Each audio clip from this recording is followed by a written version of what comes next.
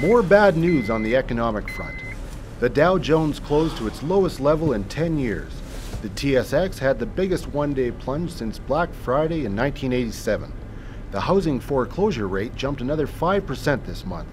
This hasn't been seen since the Great Depression in the 1930s. Layoffs are happening everywhere. This is Mr. Happy with the morning news. Oh, what if I get laid off? I'll lose my house. I'll never be able to retire. How are the kids going to go to college? What am I going to do now? What am I going to do?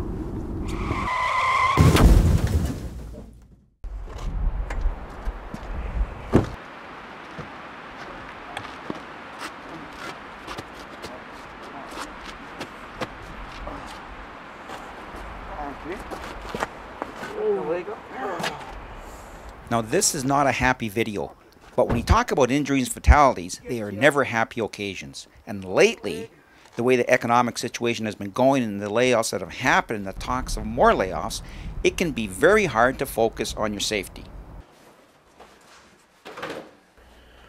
Oh, I won't be able to keep my job. I can't work. I can't even walk. What am I going to do? What am I going to do? But it's not only that. Your job and financial situation could be great, but you may have other challenges in your personal life that's stealing your focus away from safety. Maybe it's your teens or your spouse that's driving you crazy. Maybe you don't like the way your kids dress or who they're hanging around with. Maybe you don't like the way your spouse dresses. Maybe you have a very sick parent. Maybe you have a child with serious medical problems.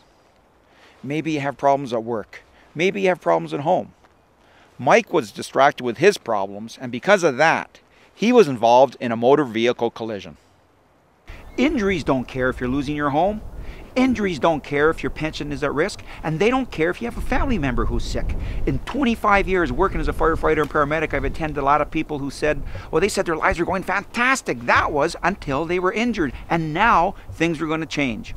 And I've also attended a lot of people who said, well, they said their life was a bit of a mess, even before they were injured, and now things were going to get worse. It doesn't matter if you're rich or you're poor or if you're young or you're old. Injuries don't care. It doesn't matter who you are or what's happening in your life. If you're injured, you're still going to have the same problems and concerns you had before you were injured. Getting hurt doesn't take away your problems. Getting hurt adds to your problems. Here's what I mean. You're driving along in your car and your mind is focused on some of the problems you have in your life. And you come to an intersection similar to this one, and suddenly you're broadsided by another car.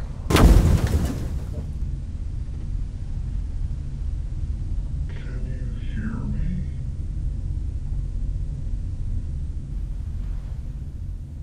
You have 2 broken legs, 6 broken ribs, and those ribs punctured your lungs.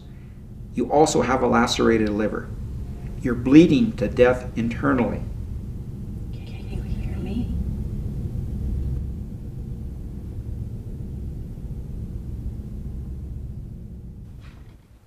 You're lying in the hospital bed. You're in bad shape. You're going in and out of consciousness, and through the fog in your head, you overhear people talking.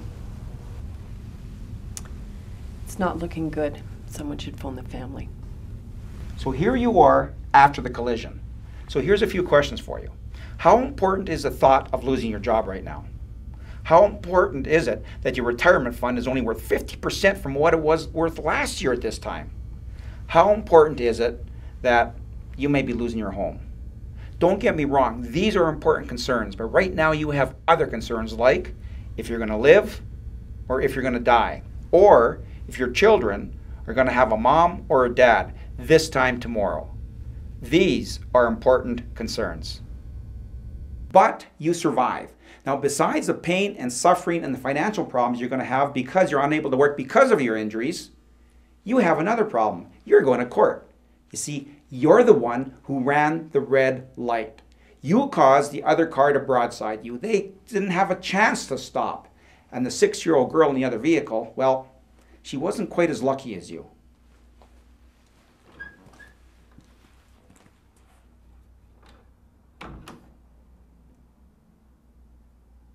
Her mom was just giving her a ride to school.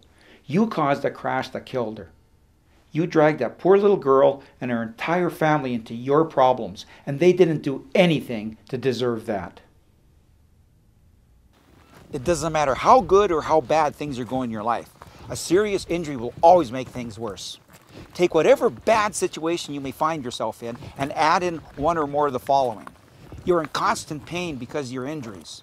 You can't walk, there's loss of mobility because of the broken bones, or maybe there's spinal cord damage, which would make things permanent. You can't remember your name half the time, or you can't recognize your spouse or your children again because of the brain injury. And you thought things were bad before.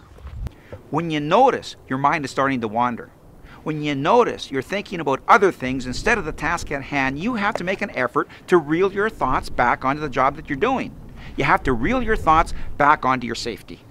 To do this, we have to make a conscious decision because it won't happen by itself. And we may have to actually force ourselves to think about the task at hand, the job that we're doing. We have to concentrate.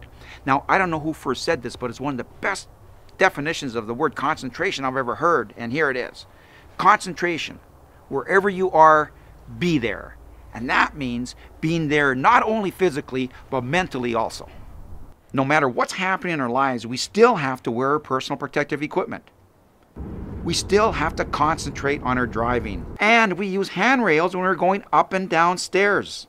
We still have to be safe, not only for you, but for your family and your coworkers. But it's not all doom and gloom. Mike ended up making a full recovery. He was lucky. It could have been a lot worse. But that day, he learned a valuable lesson. And here's the lesson. Things may be difficult right now, but they could always be a heck of a lot worse if you throw a serious injury into the mix. Consider this. Would you rather be healthy with the problems and concerns that you have, or would you rather have those same problems and concerns but be seriously injured? When people go through personal disasters, they can lose everything in a house fire or a flood. And when they're interviewed, often they're thankful and they say, well, at least no one got hurt. At least we have our health. Your problems will blow over in time. It might seem hard to believe that right now, but people are tough. People are resourceful and they're resilient.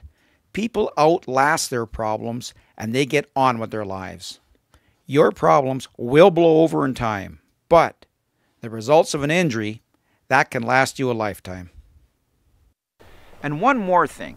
Don't let your family situation go from bad to devastated because you didn't make safety a priority.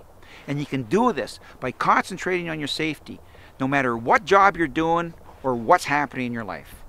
I'm Martin Lesperance, and thanks for watching.